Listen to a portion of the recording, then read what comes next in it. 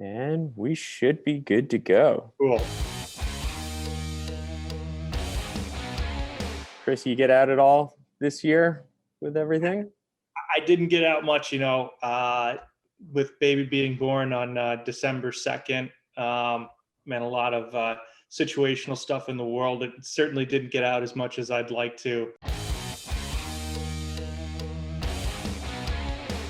I'm probably what you would classify as an on-piste skier.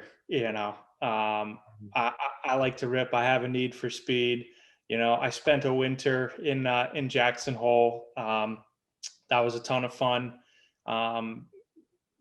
Different kind of skiing from what I grew up with at Stowe and on the East Coast. But certainly, I'm addicted to carving. So that's that's my speed. Nice, nice. It's funny. I was thinking about that earlier. I don't even remember. We got to be, I don't know, 5, maybe 6 years into them now, something like that.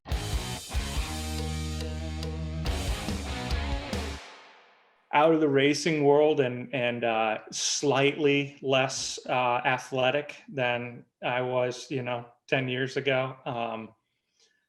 Comfort definitely plays a little bit more of a priority without sacrificing the performance. So, most notably for me is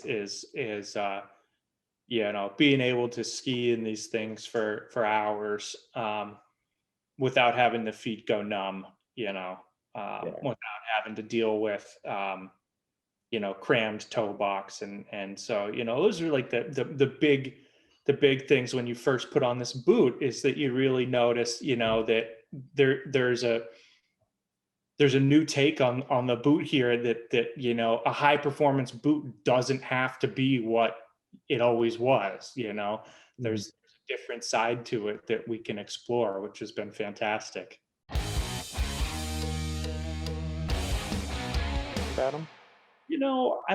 They've been such a fantastic boot.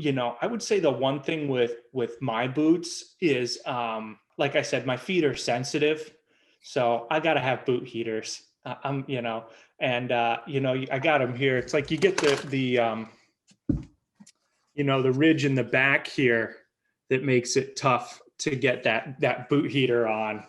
If that's the biggest of the problems, I think we're in pretty good shape. First world problems, right? Yeah, exactly. Hey, I'm 33 years old now, so it's we're sliding. I'm a 33-year-old dad now. We're slowly sliding into the comfort zone. So there's nothing wrong with comfort. We all know that. But it was funny. I was listening to Ace Tarberry the other day on here, and he was saying, I think that it's like the one pair of boots that he never has to unbuckle going up the chairlift. And I'm like, I know that feeling. You buckle them once and it's like you're good to go. I like motorsports. I'm a huge Formula One guy. I'm addicted to carbon fiber. I was actually watching some men's GS World Cup last night from Bosnia or something earlier this year, and it's it's interesting about the Dodge boot and making these analogies with some of the other stuff in my life that I like Formula One. It's a such a precision sport where you're talking about in the world of racing, stuff coming down to hundredths of a second, and precision is everything. And like when you can get a boot that takes out so much of the inconsistencies, some of the advantage of the carbon fiber material, it really makes you accountable for your skiing in one sense. It's like driving a car with no ABS brakes or racing a car with no ABS brakes. It's on you. And it really, the biggest thing with the skiing is it allows you to, to have finite inputs that get translated directly, to the binding, to the ski, to the snow. Mhm.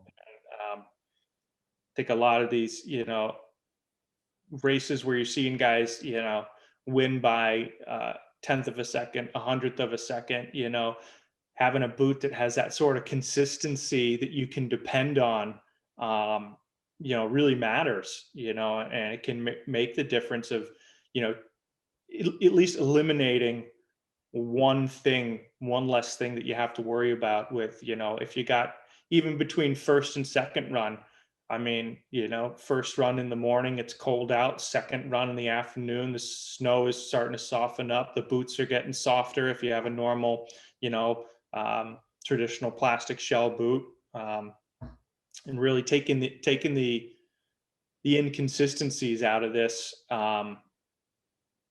really is, I think, what makes the boot special, and allows you to know that you have a piece of equipment that is consistent and dependable. Every turn it's going to be the same. Oh, very well said. Yeah. Very, very well said. I like that.